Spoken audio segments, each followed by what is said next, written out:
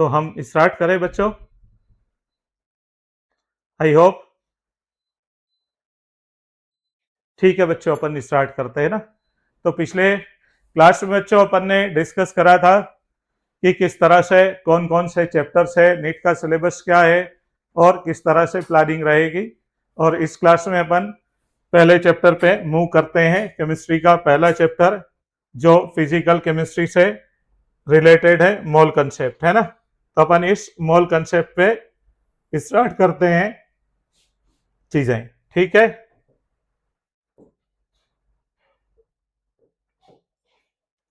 तो मोल कंसेप्ट में अपन सबसे पहले देखते हैं, ये चैप्टर का नाम है, एनसीईआरटी में जाएंगे तो आपको मिलेगा some basic concepts of chemistry, है ना।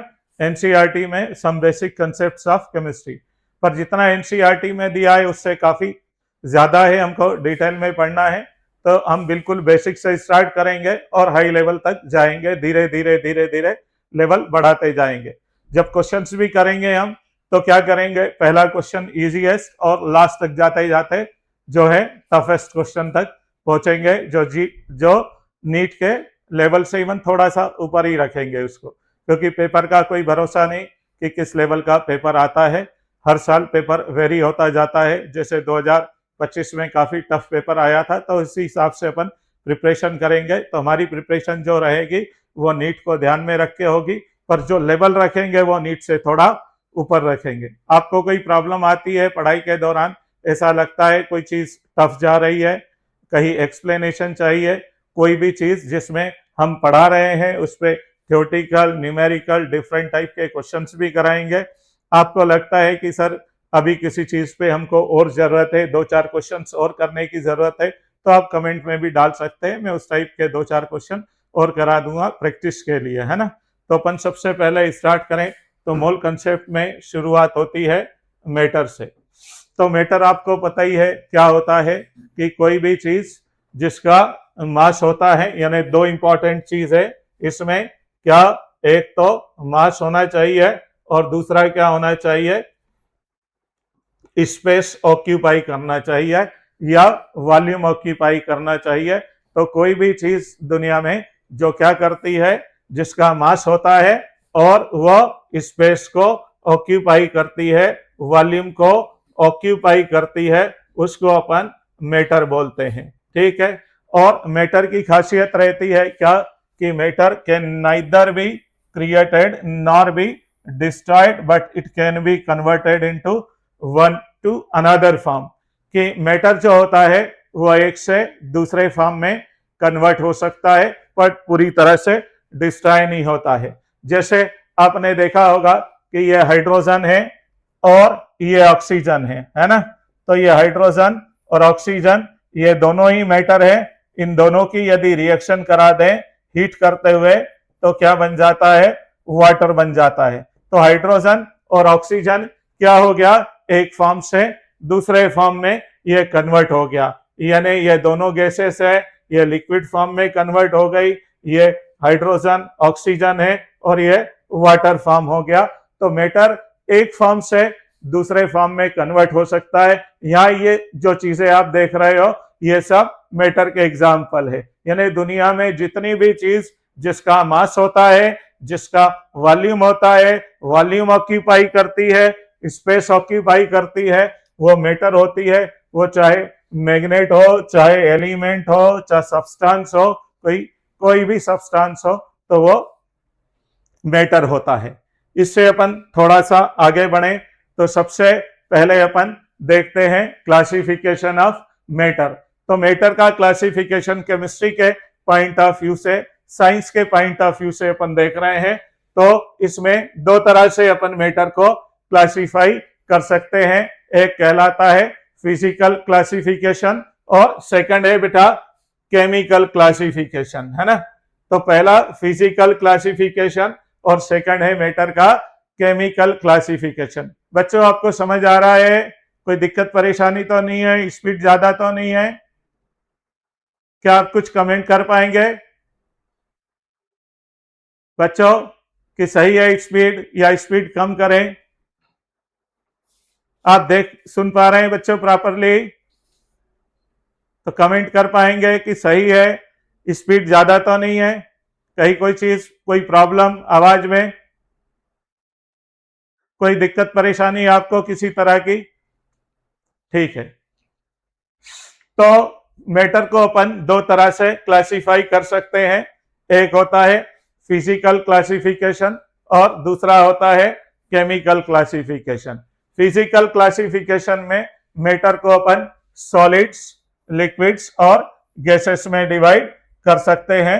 सॉलिड हो सकता है, लिक्विड हो सकता है और गैस हो सकता है। सॉलिड जैसे अपन बात कर ले कि कोई मेटल है, जैसे आयरन है तो ये सॉलिड हो गया। लिक्विड है जैसे मर्क्यूरी हो गया, वाटर हो गया, इथेनॉल हो गया, ये सब लिक्विड होते हैं। गैस की बात कर लें तो जैसे हाइड्रोजन है, ऑक्सीजन है, नाइट्रोजन है, ये सब गैस है ना।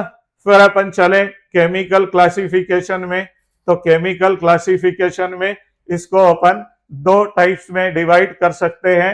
एक को बोला जाता है प्योर सब्सटेंस और दूसरे को बोला जाता है मिक्सचर्स या इम्प्योर सब्सटेंसेस।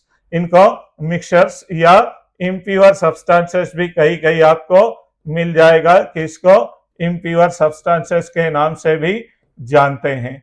तो ये दो टाइप्स से क्लासिफाई कर सकते हैं। फिर और आगे बढ़ते हैं हम। तो देखिए ये जो प्योर सब्सटेंसेस है इनको हम कंपाउंड्स और एलिमेंट्स में क्लासिफाई कर सकते हैं।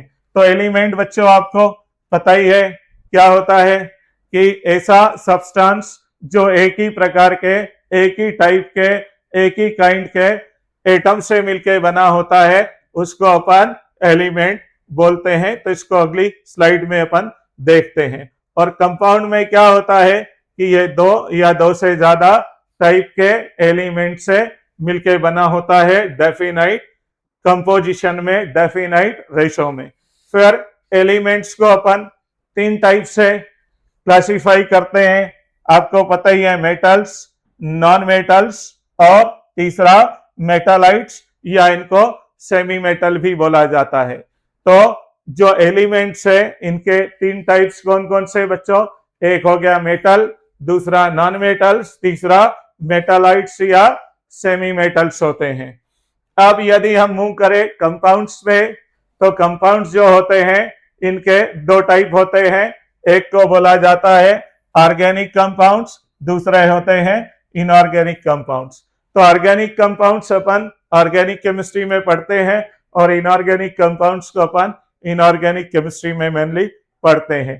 तो ये ऑर्गेनिक कंपाउंड्स आगे पढ़ेंगे अपन कि मेनली वो होते हैं जिनमें कार्बन होता है। कुछ एक्सेप्शन भी होते हैं जिनमें कार्बन होते हुए भी वो ऑर्गेनिक कंपाउंड्स नहीं होते हैं। तो वो दो चार एक्सेप्शन है। जब ऑर्गेनिक केमिस्ट्री की शुरुआत होगी तो आपको बताया जाएगा कि ऑर्गेनिक कंपाउंड्स कौन हो सकता है और कौन नहीं होता है। फिर बचे हुए जो कंपाउंड्स है जो ऑर्गेनिक नहीं होते हैं वो होते हैं इनऑर्गेनिक कंपाउंड्स। फिर मिक्सचर्स में अपन चलें तो मिक्सचर्स होते हैं दो तरह के, होमोजीनियस मिक्सचर और हेटेरोजीनियस मिक्सचर। तो होमोजीनियस मिक्सचर में अपन आगे पढ़ेंगे कि ऐसे मिक्सचर्स होते हैं जिनमें सभी पार्ट्स की प्रॉपर्टीज आइडेंटिकल होती है, सेम होती है, एक जैसी होती है। और हेटेरोजीनियस में पढ़ेंगे कि डिफरेंट पार्ट्स की प्रॉपर्टीज अगर डिफरेंट होती है तो उसको बोला जाता है हेटेरोजीनियस मिक्सचर। तो मैटर का क्लासिफिकेशन बच्चों अपन ने देखा। क्या देखा इसमें कि मैटर को अपन दो तरह से क्लासिफाई कर सकते हैं, एक फिजिकल बेसिस पे, एक केमिकल बेसिस पे। फिजिकल क्लासिफिकेशन में हम देखते हैं तो जो मैटर है उसके ये तीन टाइप से, सॉलिड से, लिक्विड से और गैसेस से। केमिकल क्लासिफिकेशन में हम जाते हैं तो जो मैटर है उनके दो टाइप्स होते हैं। दो टाइप्स कौन से होते हैं? प्योर सब्सटेंसेस और मिक्सचर्स होते हैं। मिक्सचर्स को फर्दर दो कैटेगरी में डिवाइड कर सकते हैं। एक को बोला जाता है होमोजीनियस मिक्सचर, दूसरे का नाम है हेटेरोजीनियस मिक्सचर।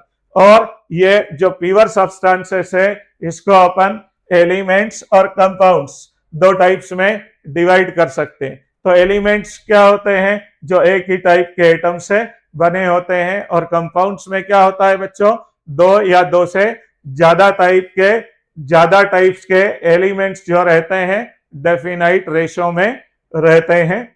फिर एलिमेंट्स को अपन 3 कैटेगरी में बांट सकते हैं। कौन कौन सी, एक को बोला जाता है मेटल, दूसरा नॉन मेटल और तीसरा होता है मेटालाइट्स। और इसी तरह से कंपाउंड्स को भी हम 2 टाइप्स में डिवाइड कर सकते हैं, ऑर्गेनिक कंपाउंड्स और इनऑर्गेनिक कंपाउंड्स। आई होप बच्चों यहां तक आपको क्लियर हो गया होगा कि ये क्लासिफिकेशन किस तरह से होता है। फिर इससे हम आगे चलें तो एलिमेंट पे आ जाते हैं कि एलिमेंट एक्चुअली में होता क्या है। तो एलिमेंट क्या होता है, अपन ने अभी देखा था कि एलिमेंट जो होता है ये प्योर सब्सटेंस का एक टाइप होता है ना।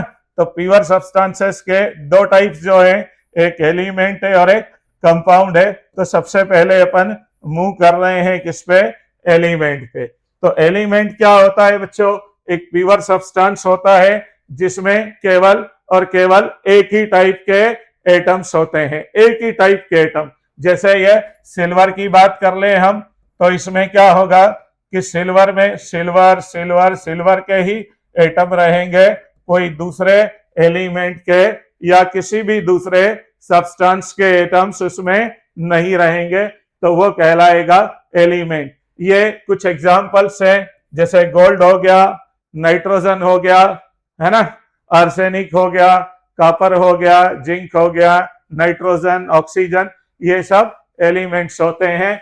और टोटल नंबर ऑफ एलिमेंट्स जो होते हैं वो कितने होते हैं, 118।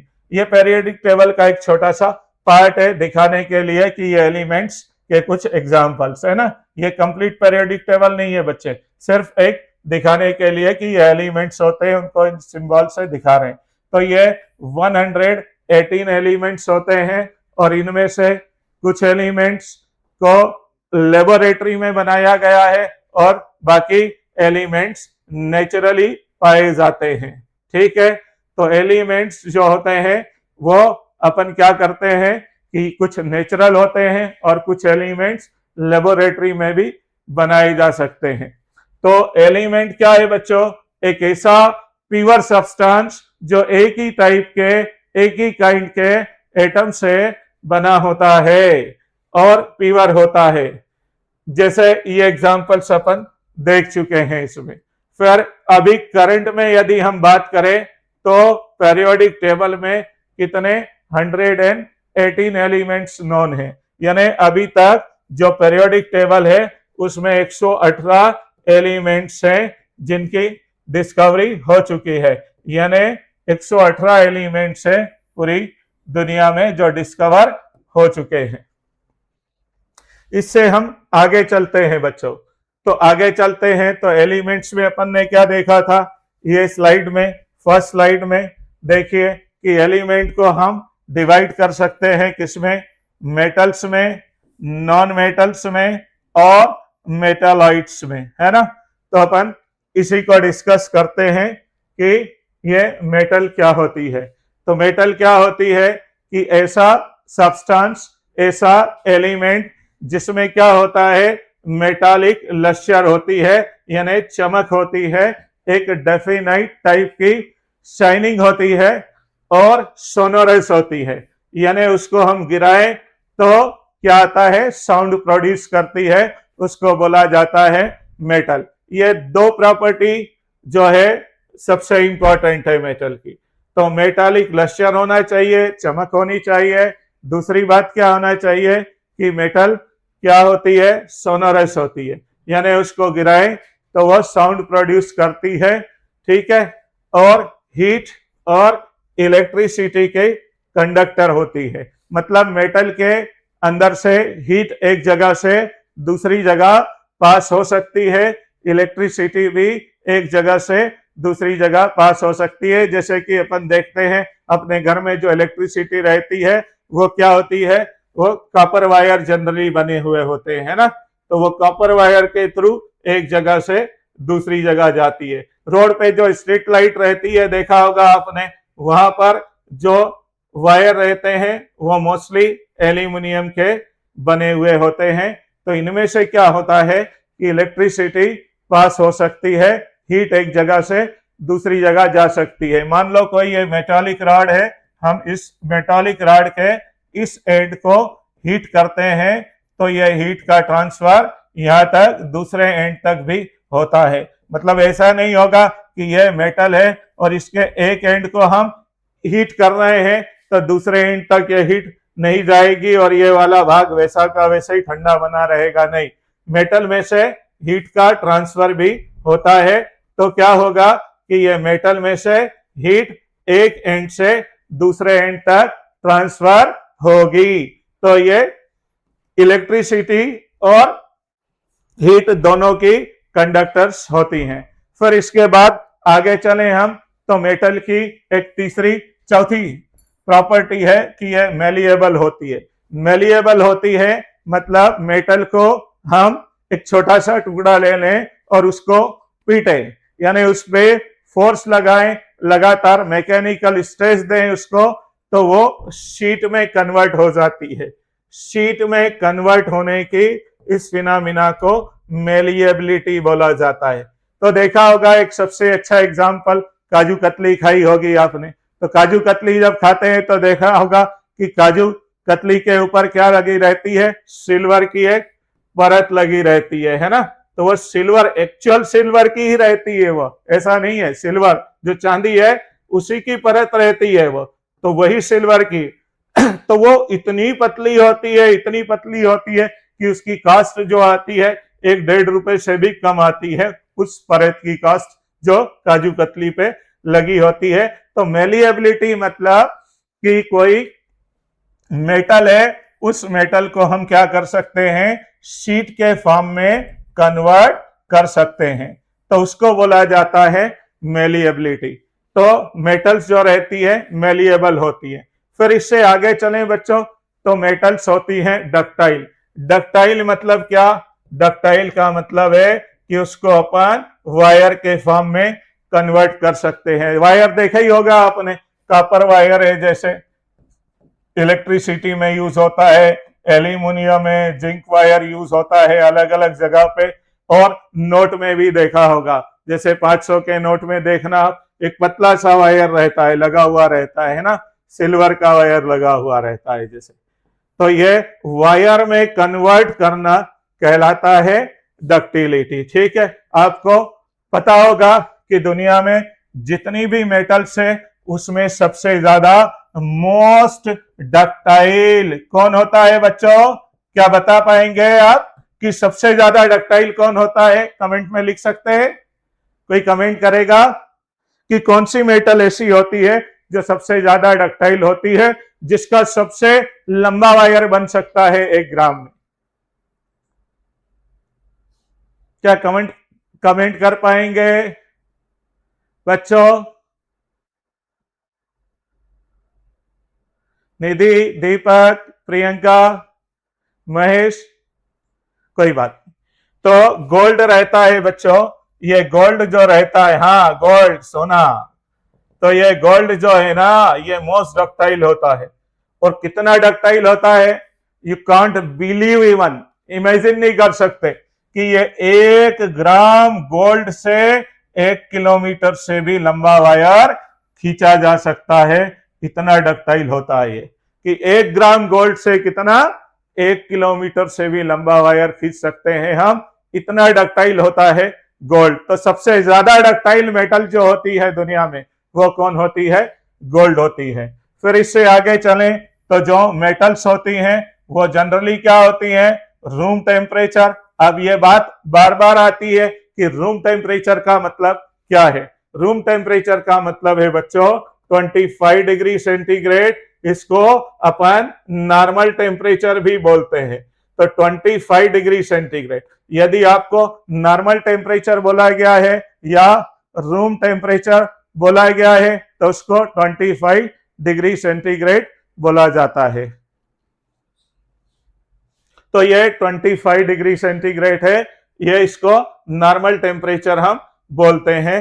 तो रूम टेम्परेचर पे, नॉर्मल टेम्परेचर पे सभी मेटल्स जो होती हैं वो कैसी होती हैं, सॉलिड स्टेट में होती है। केवल एक ही मेटल है जो मर्क्यूरी, ये कैसी होती है, लिक्विड स्टेट में पाई जाती है।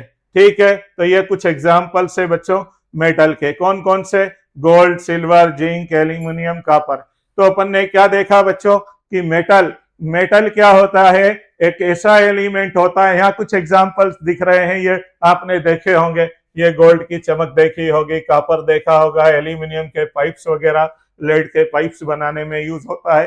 तो ये यूजेस है कुछ। तो मेटल एक ऐसा एलिमेंट होता है जो एक ही टाइप के एटम से बना है, इसमें लश्कर होती है, सोनोरस होता है, इसके बाद हीट और इलेक्ट्रिसिटी की कंडक्टर होता है, यह मेलिएबल होता है, यानी इसको अपन शीट के फॉर्म में बदल सकते हैं। डक्टाइल होता है, यानी इसको खींच के हम वायर बना सकते हैं। और ये क्या होता है, रूम टेम्परेचर पे मेटल सॉलिड होती है। केवल मर्क्यूरी, पारा जिसको हिंदी में बोलते हैं ना, Hg, एकमात्र मेटल है जो रूम टेम्परेचर पे लिक्विड स्टेट में पाई जाती है। क्लियर है बच्चों? तो अपन आगे चलते हैं इससे। तो आगे जो है ये नॉन मेटल है। यहां पर आप देख रहे हो कुछ एग्जांपल्स, जैसे कार्बन है, सल्फर है, फास्फोरस है। फास्फोरस के कई सारे फॉर्म्स रहते हैं, रेड रहता है, येलो रहता है ना, तो वो एक फॉर्म है रेड फास्फोरस। तो कार्बन, सल्फर, रेड फास्फोरस, ये एग्जांपल्स है नॉन मेटल के। पर क्वेश्चन ये है कि नॉन मेटल है क्या, नॉन मेटल क्या है? तो नॉन मेटल एक ऐसा एलिमेंट होता है जिसमें कोई चमक नहीं होती है, नॉन लस्टरस रहता है ये, इसके अलावा नॉन सोनोरस रहता है, यानी इसको गिरा भी दोगे या तो कोई ऐसा साउंड प्रोड्यूस नहीं करेगा, कोई पर्टिकुलर साउंड। ये मेलिएबल भी नहीं रहता है, इसकी बहुत लंबी शीट नहीं बना सकते, थोड़ी शीट बनाने की कोशिश करेंगे तो ये टूट जाएगा, ब्रेक हो जाएगा, है ना। फिर आगे चले, डक्टाइल है। तो डक्टाइल है इट मीन्स इसका वायर भी अपन नहीं बना सकते। और ये इंसुलेटर होता है किसका, इलेक्ट्रिसिटी का। ये एक एग्जाम्पल एक्सेप्शन है, ये कौन, ग्रेफाइट एक्सेप्शन होता है। आगे पढ़ाएंगे केमिकल बॉन्डिंग में कि ग्रेफाइट एकमात्र ऐसा, ग्रेफाइट मतलब क्या, कार्बन का ही एक फॉर्म होता है, कार्बन का एक एलोट्रोप होता है, कौन, ग्रेफाइट, है ना। तो ये कार्बन का एक फॉर्म है जो क्या होता है कि इलेक्ट्रिसिटी का अच्छा कंडक्टर होता है। यानी नॉन मेटल्स जितनी भी है, सभी की सभी नॉन मेटल्स बेड कंडक्टर है इलेक्ट्रिसिटी की, उनमें से इलेक्ट्रिसिटी पास नहीं हो सकती है। केवल एक ही एक्सेप्शन है, कौन सा बच्चों, ग्रेफाइट। ग्रेफाइट क्या होता है, कार्बन ही होता है एक तरह का। आगे पढ़ेंगे इसमें कि हर एक कार्बन के पास एक फ्री इलेक्ट्रॉन रहता है, और यह फ्री इलेक्ट्रॉन क्या करता है, एक जगह से दूसरी जगह माइग्रेट होता है, दौड़ता भागता है, और यही इलेक्ट्रिसिटी को ले जाने का काम करता है। मेटल्स में भी ऐसा ही होता है ना, कि मेटल में भी इलेक्ट्रॉन एक जगह से दूसरी जगह क्या करते हैं, इलेक्ट्रिसिटी को लेके जाते हैं। तो यहाँ पर भी ऐसा ही होता है। फिर मेटल्स के जो मेल्टिंग पॉइंट, बॉइलिंग पॉइंट से वो हाई होते हैं, पर नॉन मेटल्स के जो रहते हैं वो लो होते हैं। पर यहाँ डायमंड एक्सेप्शन होता है कि डायमंड जो होता है इसका मेल्टिंग पॉइंट 3600 डिग्री सेंटीग्रेड से भी ज्यादा होता है। कितना बच्चों, 3600 डिग्री सेंटीग्रेड से भी ज्यादा होता है। यह भी क्या है, कार्बन का ही एक एलोट्रोप होता है। मतलब डायमंड भी क्या है, कार्बन ही होता है एक तरह का। पर कार्बन कैसा है कि जब ग्रेफाइट, अब देखो बच्चों एक बड़ी इंपॉर्टेंट बात है, जीवन में भी बड़ी सीख है यह हमारे लिए, कि यह ग्रेफाइट और डायमंड दोनों ही कार्बन है। क्या है, कार्बन है। ग्रेफाइट को यदि हम लेने जाए तो 100-150 रुपए में 1 किलो मिल जाएगा, और एक डायमंड, ओरिजिनल डायमंड लेने जाए हम तो लाखों में आएगा, लाखों रुपए का एक ओरिजिनल डायमंड आता है। और है दोनों के दोनों कार्बन ही, क्या है, दोनों ही कार्बन है, ये ग्रेफाइट भी और डायमंड भी। ये ग्रेफाइट जो है ना, ये ग्रेफाइट जब हाई टेम्परेचर लगभग 3000 डिग्री सेंटीग्रेड और हाई प्रेशर यानी 200-300 एटीएम के प्रेशर से यदि गुजर जाता है तो ये डायमंड में बदल जाता है। यानी ग्रेफाइट यदि क्या हो, 300 एटीएम के प्रेशर और हाई टेम्परेचर के रीजन से गुजर जाए तो वो कन्वर्ट हो जाएगा किसमें, डायमंड में। और डायमंड मतलब लाखों रुपए की कीमत वाला। तो ये एक डायमंड लाखों रुपए का और 1 किलो ग्रेफाइट 100-150 रुपए का। तो समझ आया बच्चों कि यदि हाई टेम्परेचर हाई प्रेशर के रीजन से आप भी गुजर जाएंगे तो आप भी डायमंड बन जाएंगे, अदरवाइज ग्रेफाइट बने रहेंगे। आया समझ में? ग्रेफाइट को उठा लें यदि हाथ में तो वो हाथ को काला कर देता है, और डायमंड को देखा होगा कि मखमल के कपड़े में लपेट के रखा जाता है। तो आप हाई प्रेशर हाई टेम्परेचर का रीजन, मेरा मतलब ये है कि अगर पढ़ाई करोगे, थोड़ा प्रेशर लोगे पढ़ाई करने का, थोड़ा प्रेशर झेलोगे, उसको ऐसा नहीं समझोगे कि बोझ है तो वो प्रेशर के रीजन से हो गया। और टेम्परेचर मतलब क्या, टेम्परेचर का मतलब ये नॉर्मल टेम्परेचर की बात नहीं कर रहा हूं बच्चों, मैं बात कर रहा हूं माँ बाप के गुस्से का शिकार बन गए, टीचर के गुस्से का शिकार बन गए, नहीं पढ़ाई करी, माँ बाप ने डांट दिया, टीचर ने डांट दिया, बड़े ब्रदर सिस्टर ने डांट दिया, तो वो हाई टेम्परेचर वाला रीजन यदि आपने सहन कर लिया और प्रेशर लेके पढ़ाई कर ली तो आप भी ग्रेफाइट से डायमंड में कन्वर्ट हो जाओगे। मतलब अच्छे कॉलेज से एमबीबीएस करने का मौका मिल जाएगा और डायमंड के जैसा चमकने लग जाओगे। तो आगे चलते बच्चों। तो ये डायमंड जो होता है इसका high melting point, boiling point, आगे पढ़ेंगे इसमें कि ये डायमंड की जो स्ट्रक्चर होती है 3 डायमेंशनल पॉलीमेरिक नेटवर्क स्ट्रक्चर होती है। कैसी होती है? 3 डायमेंशनल पॉलीमेरिक नेटवर्क स्ट्रक्चर होती है। नेटवर्क जैसे मकड़ी का जाल देखा होगा ना आपने, 3 डायमेंशनल रहता है, बिल्कुल वैसा ही कि 3 डायमेंशनल यानी हर एक कार्बन 4 कार्बन से अलग अलग डायरेक्शन में जुड़ा हुआ होता है और एक जाल के जैसे स्ट्रक्चर बनाता है। तो इस जाल के जैसे स्ट्रक्चर बनाने के कारण ही, पॉलीमेरिक नेटवर्क स्ट्रक्चर बनाने के कारण ही ये नॉन मेटल यानी कार्बन का ही एक फॉर्म होता है, पर इसका मेल्टिंग पॉइंट 3600 डिग्री सेंटीग्रेड से भी ज्यादा होता है। इससे आगे चलते हैं अपन। तो ये कुछ एग्जाम्पल से बच्चों देखो कि ये जो नॉन मेटल्स है जनरली सॉलिड स्टेट में रहती है और ज्यादातर सॉलिड स्टेट में, जैसे कार्बन, सिलिकॉन वगैरह हो गया, फास्फोरस हो गया। अब लिक्विड की बात करें तो लिक्विड में केवल और केवल एक ही है, कौन? ब्रोमीन। हाँ, तो बच्चों ये बताओ कि अपन ने क्या पढ़ा था कि कौन सी मेटल होती है जो लिक्विड स्टेट में रहती है। अब यहां नॉन मेटल की बात आ गई कि नॉन मेटल कौन सी है? ब्रोमीन। और मेटल में क्या पढ़ा था बच्चों? कमेंट करके बताओ जल्दी जरा कि क्या पढ़ा था मेटल में, कौन सी मेटल होती है जो रूम टेम्परेचर पे लिक्विड स्टेट में रहती है? क्या कमेंट कर सकते हो? चलो देखते हैं सबसे पहले किसका कमेंट आता है। स्टार्ट। हाँ बच्चों, अरे क्या पढ़ा था, कौन सी मेटल रहती है जो लिक्विड स्टेट में रहती है? कोई बात नहीं, मर्क्यूरी पढ़ा था ना अपन ने कि मर्क्यूरी ऐसी है जो लिक्विड स्टेट में रहने वाली मेटल होती है। और यहां पर कौन है? जो ब्रोमीन है वो नॉन मेटल है और लिक्विड स्टेट में रहती है। फिर गैसेस की बात कर लें बच्चों। तो गैसेस में टोटल देखें तो पीरियोडिक टेबल में जो 118 एलिमेंट्स हैं, उन 118 एलिमेंट्स में से 11 एलिमेंट गैस होते हैं। कौन से?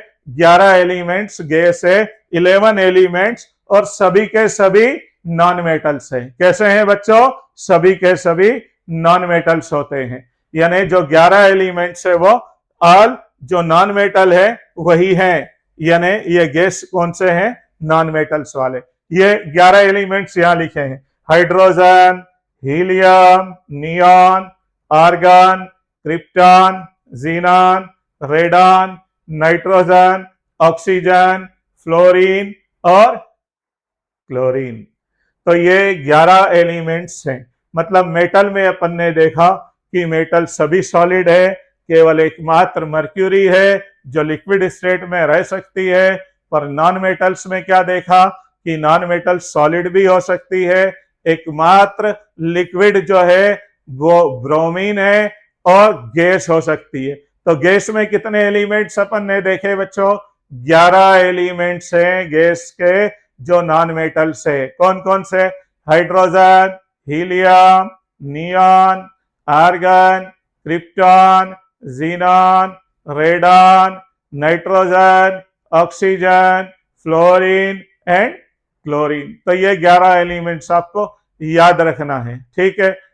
इससे आगे चलते हैं अपन। तो ये तीसरा टाइप है एलिमेंट का, वो कौन सा? मेटालाइट्स या सेमी मेटल्स। क्या बेटा? मेटालाइट्स या सेमी मेटल। तो नाम से ही क्लियर है, सेमी सेमी सेमी जनरली जो वर्ड है उसका मतलब होता है आधा, यानी ऐसा एलिमेंट जो आधा मेटल है आधा नॉन मेटल। इसका मतलब यह नहीं है कि एग्जैक्ट 50% प्रॉपर्टी मेटल के जैसी और 50% नॉन मेटल के जैसी। कुछ प्रॉपर्टी मेटल की होती है इसमें, कुछ प्रॉपर्टी नॉन मेटल की होती है। वो 40-60 हो सकता है, 70-30 हो सकती है, 40-60, 60-40 कुछ भी हो सकती है। तो मेटालाइट्स मतलब क्या? सेमी मेटल्स, यानी जिनमें मेटल की प्रॉपर्टी और नॉन मेटल की प्रॉपर्टी दोनों की प्रॉपर्टीज होती है, उनको बोला जाता है सेमी मेटल्स। और जो पीरियोडिक टेबल में 118 एलिमेंट्स है उनमें केवल और केवल 6 एलिमेंट्स ही सेमी मेटल्स हैं। ये 6 एलिमेंट्स है ना। यहां देखो 2 एग्जांपल बताए हैं, सिलिकॉन, जर्मेनियम। तो ये 6 एलिमेंट्स कौन कौन से बच्चों? सिलिकॉन हो गया, ये क्या हो गया? सिलिकॉन। फिर जर्मेनियम, क्या बच्चों? जर्मेनियम। फिर ये आर्सेनिक, आर्सेनिक।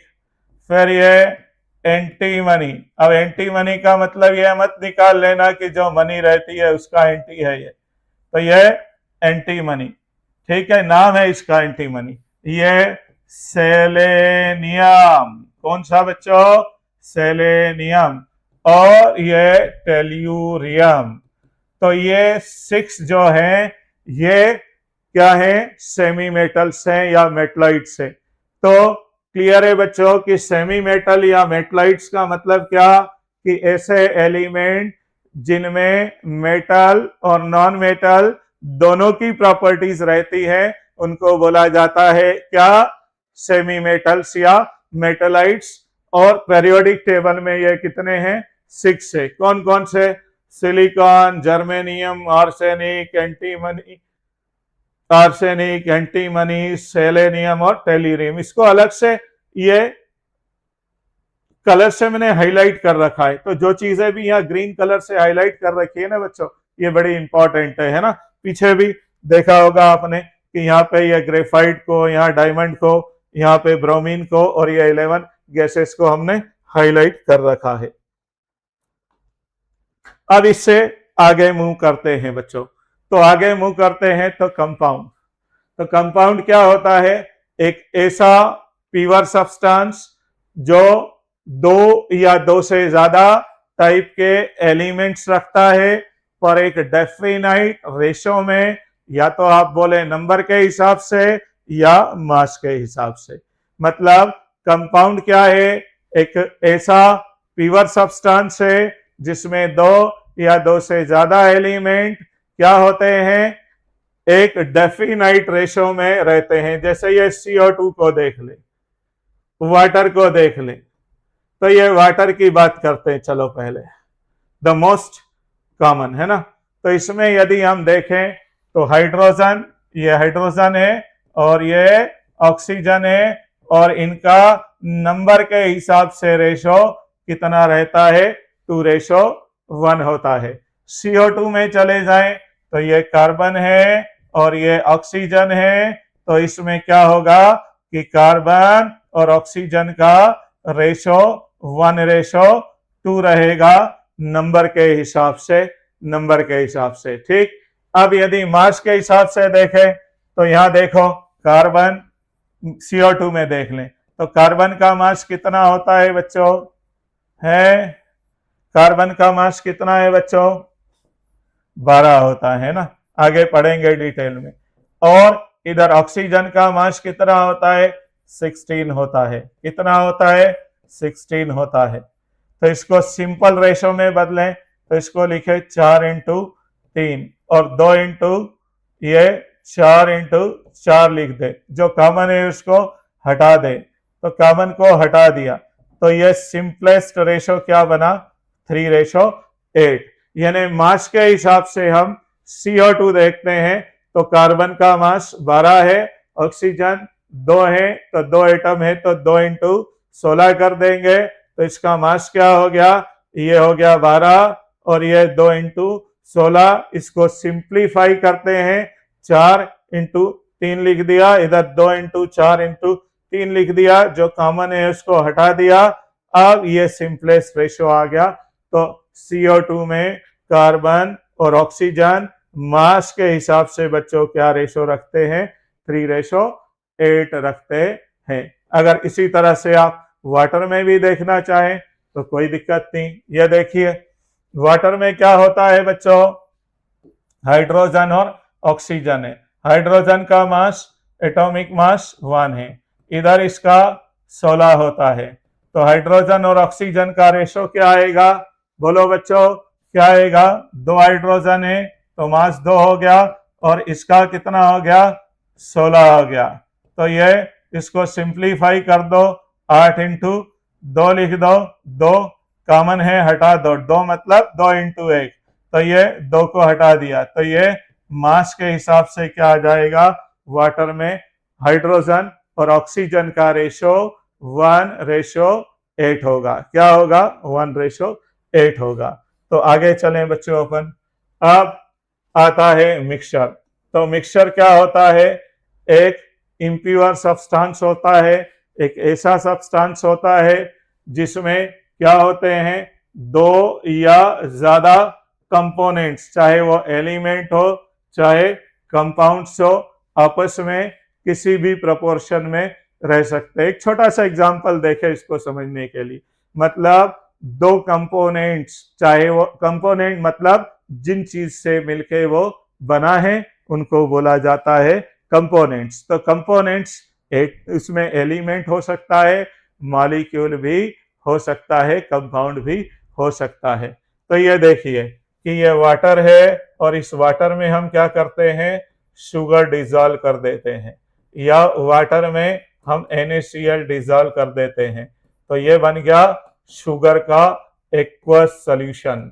और ये बन गया एक्वस सॉल्यूशन किसका? NaCl का बन गया बेटा।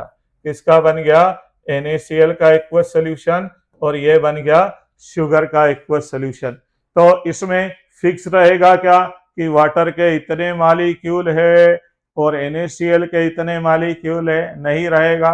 मान लो मैंने सॉल्यूशन बनाया वाटर में NaCl का, तो मैंने 200 ml वाटर ले लिया, उसमें 1 चम्मच NaCl डिजॉल्व कर दिया। दीपक ने क्या करा कि 1 चम्मच की जगह 2 चम्मच NaCl डाल दिया। तीसरे किसी बच्चे ने बनाया 4 चम्मच NaCl घोल दिया 200 ml वाटर में, तो रेशो अलग अलग रहेगा, है ना। तो वो रेशो वेरिएबल मतलब वेरी करता रहेगा, बदलता रहेगा। तो बदलता रहेगा तो इसमें फिक्स्ड रेशो नहीं रहता है, एनी प्रोपोर्शन, इन्हें कुछ भी हो सकता है। फिर जिन सब्सटेंसेस से मिक्सचर बना होता है उसको बोला जाता है उसके कंपोनेंट्स। क्या बोला जाता है? कंपोनेंट्स बोला जाता है बच्चों। क्या? कंपोनेंट्स। मान लो यहाँ वाटर और शुगर से बना एक्वस सॉल्यूशन है, तो वाटर एक कंपोनेंट हो गया, एक शुगर हो गया। NaCl और वाटर से बना हुआ एक मिक्सचर है, तो उसमें एक कंपोनेंट वाटर हो जाएगा और एक कंपोनेंट शुगर हो जाएगी। क्लियर है? अब मिक्सचर्स के दो टाइप से, कि यदि हम देखें होमोजीनियस और हेट्रोजीनियस, ये दो टाइप है बच्चों। कौन कौन से दो टाइप्स? एक को बोलते हैं होमोजीनियस मिक्सचर, दूसरे का नाम है हेट्रोजीनियस मिक्सचर। हेट्रोजीनियस क्या होता है और होमोजीनियस क्या होता है? तो पहले चलते हैं अपन होमोजीनियस पे। तो होमोजीनियस मिक्सचर मतलब एक ऐसा मिक्सचर जिसके हर एक पार्ट की प्रॉपर्टी दूसरे पार्ट की प्रॉपर्टी से मैच करती है, यानी different parts of the mixtures have the identical properties, उसको बोला जाता है क्या बच्चों? Homogeneous mixture. जैसे आपने एक गिलास पानी में एक चम्मच शक्कर घोल दी तो क्या आपको दो पार्ट दिखेंगे, तीन पार्ट दिखेंगे, कि ऊपर से नीचे तक पूरा सोल्यूशन एक जैसा दिखेगा? बोलिए। हाँ, पूरा सोल्यूशन एक जैसा दिखेगा। NaCl का सोल्यूशन भी अपन ने बनाया वाटर में, तो एक गिलास पानी लेके उसमें एक चम्मच NaCl डिजॉल्व कर दिया तो भी क्या होगा बच्चों? तो भी वो पूरा ऊपर से नीचे तक रहेगा। ऐसा नहीं है कि ये एक पार्ट खारा रहेगा और दूसरा खट्टा रहेगा और तीसरा मीठा रहेगा। ऊपर से नीचे तक यानी हर पार्ट एक जैसा ही रहेगा, तो उसको बोला जाता है होमोजीनियस। जैसे ये सॉलिड हो सकता है, तो सॉलिड में जैसे अलाइज हो गई, अलाइज मतलब दो या दो से ज्यादा मेटल से मिलके बनी है। तो जैसे ब्रास हो गया, ब्रॉन्ज हो गया, इसके अलावा लिक्विड पेट्रोलियम हो गया, ठीक है। हाइड्रोकार्बन का मिक्सचर होता है ना, ये गैस जो होता है गैस का मिक्सचर है, लाइक एयर हो गया। तो एयर भी क्या होती है? ऑलमोस्ट होमोजीनियस ही होती है। और हेट्रोजीनियस क्या है? कि जिसके डिफरेंट पार्ट्स की प्रॉपर्टीज डिफरेंट होती है, उसको बोला जाता है हेट्रोजीनियस। जैसे पानी लिया एक गिलास आपने, इस एक गिलास पानी में क्या करा? सैंड डाल दी, रेती डाल दी, ठीक है। तो ये ऊपर क्या दिखेगा? इधर वाटर ही वाटर दिखेगा। इधर देखेंगे तो अपन सैंड दिखेगी। ये पार्ट देखेंगे तो ये ट्रांसपेरेंट रहेगा। ये पार्ट ऐसा रहेगा जिसमें से लाइट पास होकर नहीं जा सकती। तो दो डिफरेंट अलग अलग पार्ट्स रहेंगे। पानी में आपने क्या करा? ऑयल मिक्स कर दिया, तो ऑयल मिक्स कर दिया तो देखोगे कि दो लेयर बन जाएगी, अलग अलग दो लेयर बन जाएंगी। ये दो लेयर अलग है, जिसकी डेंसिटी कम होगी वो ऊपर आ गया, जिसकी डेंसिटी ज्यादा होगी वो नीचे आ गया। तो इसको बोला जाता है हेट्रोजीनियस मिक्सचर। तो आई होप ये क्लियर होगा कि मिक्सचर मतलब क्या? एक इम्प्योर सब्सटेंस है जिसमें दो या दो से ज्यादा सब्सटेंसेस जिनको मिक्सचर के कंपोनेंट्स बोला जाता है, किसी भी रेशो में रह सकते हैं। और इसके दो टाइप्स हैं, होमोजीनियस और हेट्रोजीनियस मिक्सचर। होमोजीनियस मिक्सचर में क्या होता है बच्चों? Every part of the mixture has identical properties. और हेट्रोजीनियस में क्या होता है? Different parts of the mixture have different properties. इससे आगे चलते हैं बच्चों पर। तो फिर आती है क्या? Dalton's theory. तो डाल्टन ऐसे पहले साइंटिस्ट थे, मॉडर्न साइंटिस्ट की बात कर रहा हूं मैं, है ना।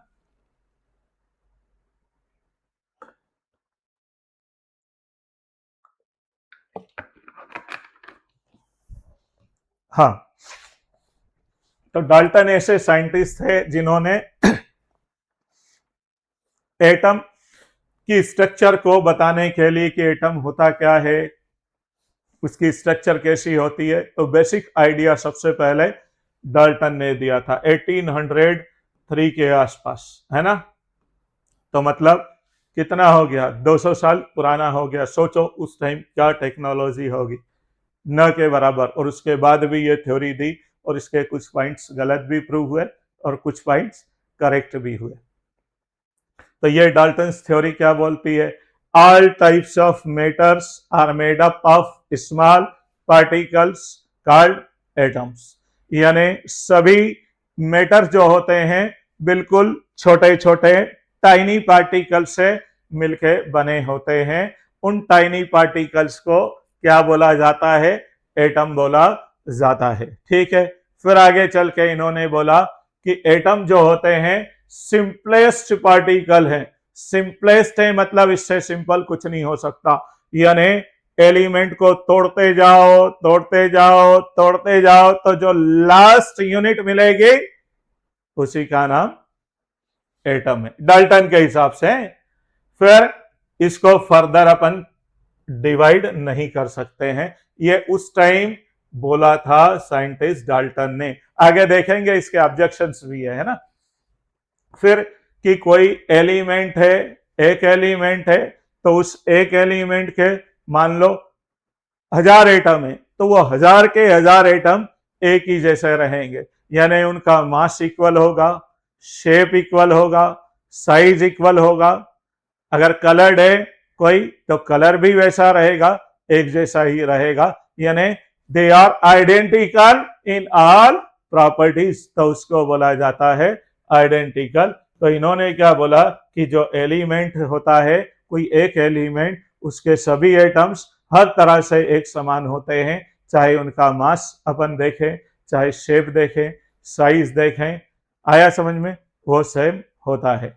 फिर आगे क्या बोला उन्होंने कि डिफरेंट अगर एलिमेंट है, दो अलग अलग एलिमेंट ले लिए, एक एक्स ले लिया, एक वाई ले लिया, जैसे एक सोडियम ले लिया, एक कॉपर ले लिया, एक सोडियम ले लिया, एक हाइड्रोजन ले ली, तो ये एलिमेंट्स है, डिफरेंट एलिमेंट्स हैं। तो डिफरेंट एलिमेंट्स के जो एटम्स है, they are different, they are completely different, entirely different in all respect, यानी सभी तरह से अलग अलग होते हैं। यानी उनका मास अलग होगा, उनकी केमिकल रिएक्शन करने की टेंडेंसी अलग होगी, उनका शेप अलग होगा, उनका साइज अलग होगा। तो डिफरेंट टाइप्स के एलिमेंट्स के एटम्स सभी तरह से डिफरेंट होते हैं, यानी उनमें सिमिलरिटी नहीं रहती है। फिर इससे आगे इन्होंने बोला क्या कि एटम के neither be destroyed nor be created, मतलब एटम को ना तो हम बना सकते हैं ना क्रिएट कर सकते हैं, और ये एटम ही है जो केमिकल रिएक्शन में पार्टिसिपेट करते हैं। यानी केमिकल रिएक्शंस के लिए रिस्पॉन्सिबल पार्टिकल जो है वो कौन सा होता है? एटम होता है। डाल्टन की थ्योरी का ये एक बड़ा ही इंपॉर्टेंट पॉइंट है, और वास्तविकता भी यही है कि जो भी केमिकल रिएक्शन, जितनी भी केमिकल रिएक्शन होती है, उनमें अल्टीमेटली एटम ही पार्टिसिपेट करता है। तो ये 200 साल पहले बताया था, सोचो, डाल्टन ने। तो आगे चलें इसको कि atom of an element can not be converted into the atoms of other element by any physical और केमिकल मीन्स मतलब मेथड। तो किसी भी फिजिकल या केमिकल मेथड से एटम को, एक एलिमेंट के एटम को दूसरे एलिमेंट के एटम में हम कन्वर्ट नहीं कर सकते हैं, ये बताया था। तो डाल्टन की जो थ्योरी है, डाल्टन एटॉमिक थ्योरी, इसमें इन्होंने 6 पॉइंट बोले। क्या? पहला पॉइंट कि हर एक एलिमेंट टाइनी पार्टिकल, बहुत छोटे छोटे पार्टिकल से मिलकर बना होता है, इनको बोलते हैं एटम। दूसरी बात कि atoms are indivisible, they can not be broken further. तीसरी बात, all the atoms of an element are identical in all respect, मतलब उनकी प्रॉपर्टीज एक जैसी होती है।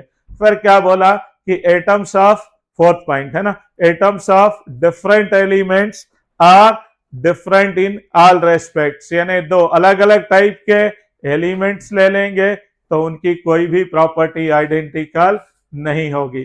फिर पांचवा पॉइंट इन्होंने क्या बोला कि एटम्स को ना तो बना सकते हैं ना डिस्ट्रॉय कर सकते हैं, है ना, और ये केमिकल रिएक्शंस में पार्टिसिपेट करते हैं। जितनी भी केमिकल रिएक्शंस होती है वो एटम्स के कारण ही होती है, एटम्स के पार्टिसिपेशन के कारण ही होती हैं। और लास्ट पॉइंट में इन्होंने बताया कि जो एटम्स होते हैं एक एलिमेंट के, उसको दूसरे एलिमेंट के एटम्स में हम कन्वर्ट नहीं कर सकते हैं, मतलब एक एलिमेंट जो है वो एलिमेंट वही बना रहेगा, यानी आयरन जो है आयरन ही बना रहेगा, सोडियम जो है वो सोडियम ही बना रहेगा, हाइड्रोजन जो है वो हाइड्रोजन ही बनी रहेगी।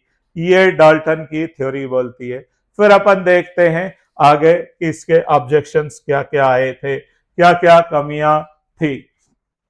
तो अभी जो मॉडर्न एज है इसमें तो एटम को इनडिविजिबल नहीं माना गया है ना। पता होगा आपको कि एटम को छोटे छोटे से पार्टिकल्स में ब्रेक कर सकते हैं। आगे पढ़ेंगे अपन कि इनको सब एटॉमिक पार्टिकल्स बोला जाता है। क्या बोलते हैं बच्चों? सब एटॉमिक पार्टिकल्स। मतलब एटम को छोटे छोटे पार्टिकल्स में ब्रेक किया जा सकता है और इन पार्टिकल्स को बोला जाता है सब एटॉमिक पार्टिकल्स। कुछ एग्जाम्पल, ये मोस्ट कॉमन पार्टिकल है प्रोटॉन, इलेक्ट्रॉन, न्यूट्रॉन और इस तरह के अदर पार्टिकल्स भी रहते हैं। तो क्या बच्चों आप कोई दूसरे सब एटॉमिक पार्टिकल का नाम बता सकते हैं जो इलेक्ट्रॉन, प्रोटॉन और न्यूट्रॉन से डिफरेंट है? बता सकते हैं बच्चों? क्या कमेंट कर सकते हैं कोई ऐसा सब एटॉमिक पार्टिकल जो इलेक्ट्रॉन, प्रोटॉन, न्यूट्रॉन से अलग है? कोई बात नहीं। तो आगे पढ़ेंगे अपन कि photon, positron, neutrino, anti neutrino, anti proton, pi meson, 3 type के। फिर आगे के मेसॉन्स। तो डिफरेंट टाइप के सब एटॉमिक पार्टिकल्स रहते हैं, पर मेजर जो है वो इलेक्ट्रॉन, प्रोटॉन, न्यूट्रॉन है। तो क्या डाल्टन ने बोला था कि एटम्स आर इनडिविजिबल, पर अब रिसेंटली साइंस यहां तक पहुंच चुका है, ये साइंस बोलता है कि जो एटम है उसको तोड़ सकते हैं छोटे छोटे पार्टिकल्स में। और वो कौन से हैं? इलेक्ट्रॉन है, प्रोटॉन है, न्यूट्रॉन है और 32 मोर पार्टिकल्स, यानी अबाउट 35 सब एटॉमिक पार्टिकल्स नोन है। उसमें से कुछ के नाम मैंने बताए हैं आपको, इलेक्ट्रॉन, प्रोटॉन, न्यूट्रॉन के अलावा। कौन से? पॉजिट्रॉन या anti electron, anti proton, neutrino, anti neutrino, pi meson, K meson, photon. तो ये कुछ पार्टिकल्स है। फिर आगे दूसरी कि कुछ एटम ऐसे होते हैं जिनकी फिजिकल प्रॉपर्टीज, यानी डिफरेंट एलिमेंट्स के एटम्स जो हैं वो डिफरेंट एलिमेंट्स के एटम्स जो हैं वो कुछ सिमिलर होते हैं प्रॉपर्टीज में। कौन सी प्रॉपर्टीज में? फिजिकल प्रॉपर्टीज में। हाँ नेहा बोलिए, क्या कमेंट है? Third point, okay I will explain, don't worry.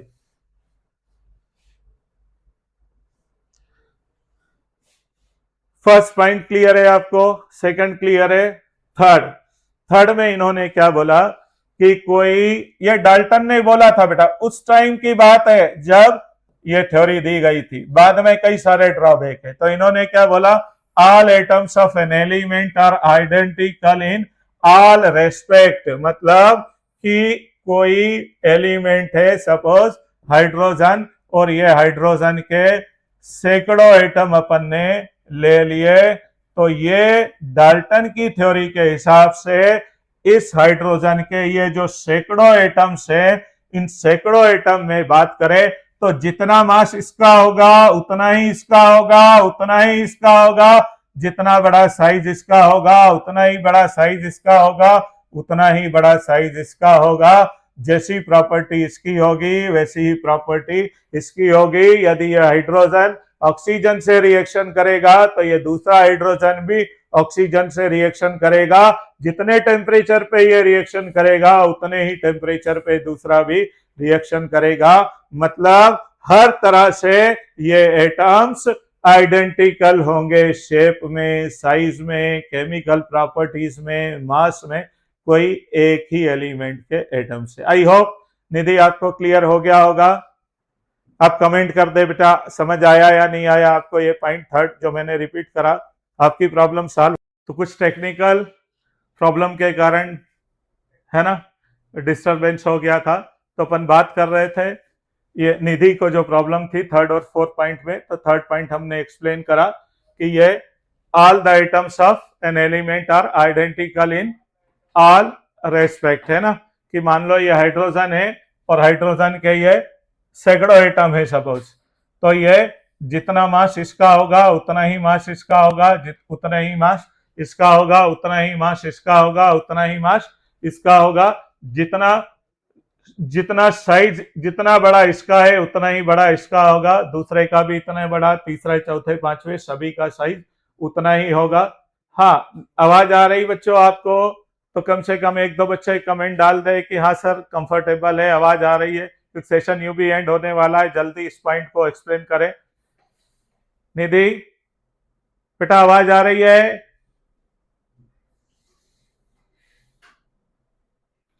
Third point clear हो गया आपका बेटा?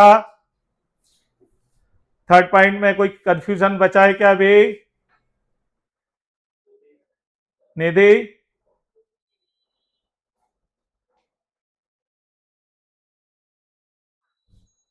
Can you comment Nidhi, third और फोर्थ पॉइंट में कोई कंफ्यूजन है क्या? थर्ड पॉइंट में आई एक्सप्लेन्ड इट अगेन। ठीक है, तो अपन फोर्थ पे चलें बेटा। तो फोर्थ पॉइंट में क्या बोला गया है कि atoms of different elements are different in all respect. अपन एग्जांपल से समझते हैं बेटा, कि इसके लिए अपन एक एग्जांपल लेते हैं सोडियम और एल्यूमिनियम का।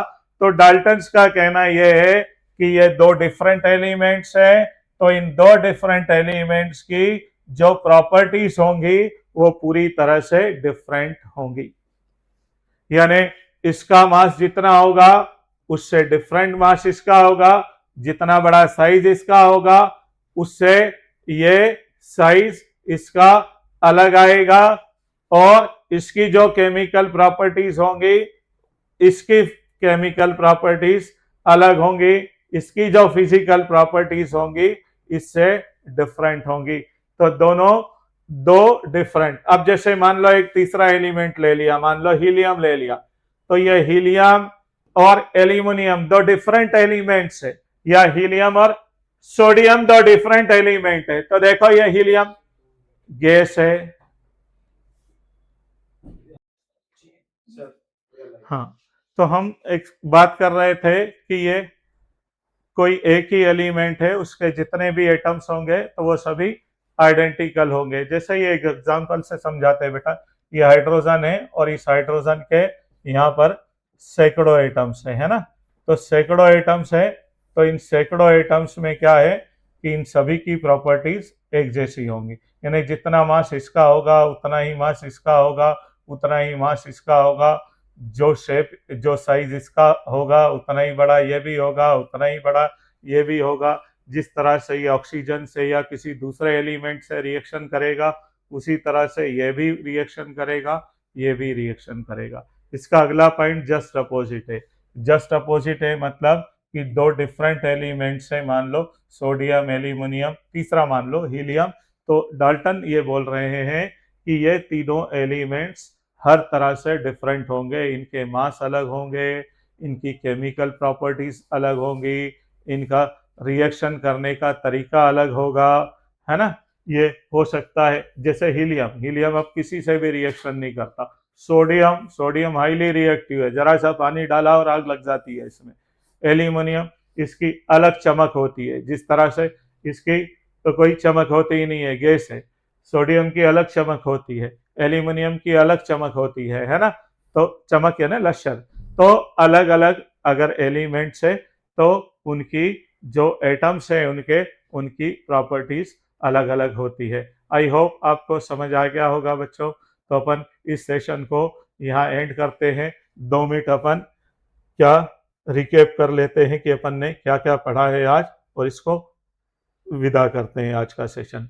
ठीक है, तो सबसे पहले अपन ने देखा कि मोल कंसेप्ट चैप्टर का नाम है मैटर, जिसका स्पेस होता जो स्पेस ऑक्यूपाई करता है, मास होता है। मैटर को ना तो बना सकते हैं ना डिस्ट्रॉय कर सकते हैं। क्लासिफिकेशन, फिजिकल क्लासिफिकेशन में हमने देखा सॉलिड लिक्विड गैस तरह से 3 तरह से क्लासीफाई कर सकते हैं। केमिकल क्लासिफिकेशन में प्योर और मिक्सचर्स, प्योर सब्सटेंसेस और मिक्सचर में फिर 2 टाइप अपन ने देखा, होमोजीनियस हेट्रोजीनियस। कंपाउंड्स में इधर प्योर सब्सटेंसेस में अपन ने दो चीज देखी, एलिमेंट्स और कंपाउंड्स। कंपाउंड में ऑर्गेनिक इनऑर्गेनिक कंपाउंड्स, एलिमेंट में मेटल नॉन मेटल और मेटलॉइड्स। फिर इसकी प्रॉपर्टीज अपन ने डिस्कस करी कि मेटल की एलिमेंट क्या होता है, मेटल की प्रॉपर्टीज किस तरह से होती है, नॉन मेटल्स की प्रॉपर्टीज किस तरह से होती है, और फिर सेमी मेटल्स या मेटलाइट्स क्या होते हैं।